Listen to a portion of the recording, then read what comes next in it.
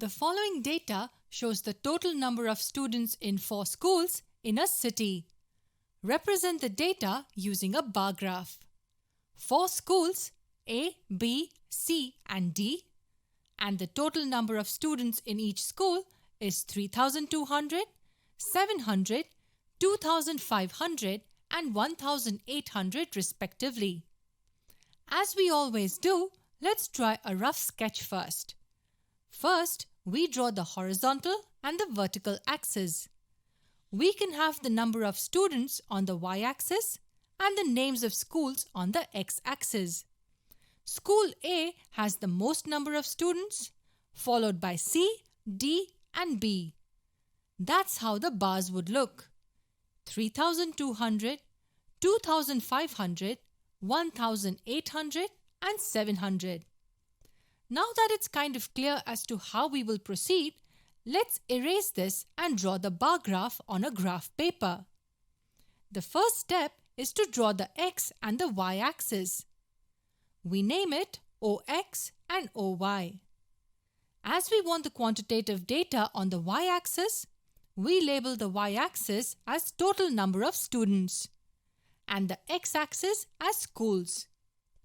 Now we come to the most important step of choosing an appropriate or suitable scale. Look at the numbers closely: 3,200, 700, 2,500 and 1,800. It's a bit confusing. The lowest number we have to accommodate is 700 and the highest number is 3,200. If we choose a scale of 100 students as 1 centimeter on the y-axis, then we will need 32 centimeters on the y-axis. That's not feasible. Even if we have 200 students per centimeter, we will need 16 centimeters, which is again very long. What if we choose 1 centimeter as 500 students on the y-axis? If we do that, we will need just 7 multiples of 500 to cover this range. So let's mark multiples of 500 on the y-axis.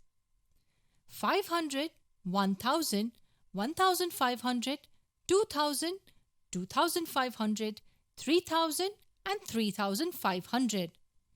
These values should cover all the individual values mentioned in the table. And we write the names of schools on the x-axis: A, B, C and D. Now that we've labeled the axis and chosen a scale, we are ready to draw the bars. To find the length of each bar in this example, we will have to divide the individual values by 500. The length of the bar for A will be 3,200 divided by 500, which equals 6.4 centimeters. 1, 2, 3, 4, 5, 6 and 4 millimeters. We draw a line here and make a bar for school A. The length of bar B would equal 700 by 500, which is 1.4 centimeters. So it will be 4 millimeters above 1 centimeter.